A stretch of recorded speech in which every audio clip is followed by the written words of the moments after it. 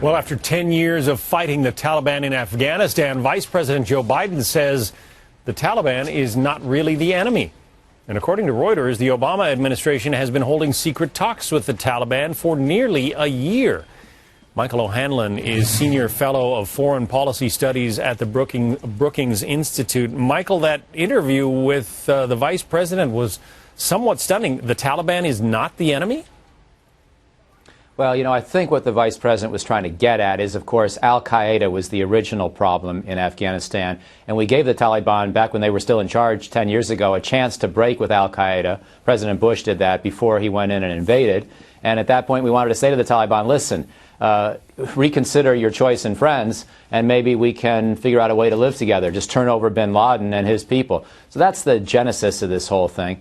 And I think what the Vice President's trying to signal is that even today, a lot of the Afghan insurgents who call themselves Taliban are not really hardcore followers of Mullah Omar. I think Mullah Omar is pretty bad news. I don't think he's changed at all. As you know, he's been the leader of the Afghan Taliban for a long time. His statements and those of his people around him are very hardcore. I don't sense any flexibility on their part. I think they are the enemy. But I think most Afghans who call themselves Taliban are a much more loosely defined group, different motivations, and they're people we can maybe try to pick off subcomponents of here and there and do peace deals with. I think that's what the Vice President was getting at. At least that's my understanding of perhaps what strategy in Afghanistan entails, and perhaps the Vice President could have been a bit more clear to make that distinction, but that's what I think he meant. Yeah, well, I remember a Taliban government that would not educate women and would beat them in the street with sticks if they dared to drop the veil, that kind of thing.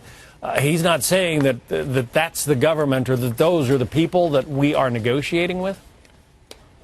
Well, on this negotiation issue, I'm a little dubious, frankly, that there have been any high-level talks, and I'll have to see more than one Reuters story to believe it, because I don't really think we've had those kinds of inroads. But you're right, this raises uncomfortable questions. I don't think the Vice President's implying we would welcome back a Taliban government, but if President Karzai and other Afghans today can persuade the Taliban to accept the current constitution and the rights for women and the need for democracy and elections, but then the Taliban will do a peace deal on those terms. I think Biden's basically suggesting that's okay with the United States, but all those conditions have to be met first. One of the conditions that apparently is under discussion is the idea of transferring some of the Gitmo detainees who come from Afghanistan to that country. What do you make of that proposal?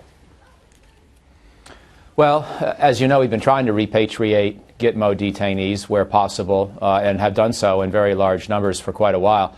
The Afghan penal system and the Afghan prison system are both pretty mediocre right now, and that's putting it gently and kindly. So I think we'd have to assume that anybody who is sent back in the short term, we're going to have to watch their case pretty carefully to make sure they're not abused. So I'm a little dubious that Afghanistan's really ready for that kind of responsibility. But, on a case-by-case basis, perhaps we can consider it. We went into Afghanistan in part because that Taliban government had set up these camps or allowed these camps that al-Qaeda, Osama bin Laden's al-Qaeda was using to train jihadists to kill Americans. How do we know? I mean, if we're negotiating with the Taliban, how do we know that that country, that government, isn't going to let that same kind of thing happen, and pretty soon we're facing another 9/11 all over again? Well, you're right to raise that worry, but the other worry is, of course, that we don't negotiate. We leave Afghanistan with a government that's too weak to hold on to its own territory, and because there's been this hardening of positions, the civil war goes on, and perhaps the Taliban comes back into power through the battlefield. So you've got to balance these different risks.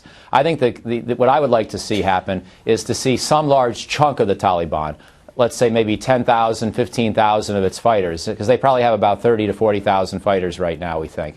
If 10 or 15,000 of them could be persuaded to break off their ties to Mullah Omar and accept Afghan government sovereignty and jurisdiction over the country, and then be monitored in terms of their behavior, perhaps we can allow them to reintegrate and even to have some mid-level government positions in some of the provinces to the eastern side of the country. That may be the most promising way to get this war to a place where we can stabilize the situation and not risk a Taliban takeover by military means.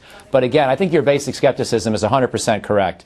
The Taliban hardcore inner leadership has not, as best we can tell, modified in any way. I don't think they are going to do a deal. And in fact, They appear to have been behind, or at least complicit in, the assassination of former President Rabbani in September by sending a fake peace negotiator who had explosives in his turban to kill the lead Afghan peace negotiator at that moment. Yeah. So your skepticism is 100% justified. Anything has to be verified, to use Ronald Reagan's old reminder. Yes. For all the success we've had in taking out some of the al-Qaeda and Taliban leadership, Mullah Omar is still out there. Michael O'Hanlon from the Brookings Institute, thank you.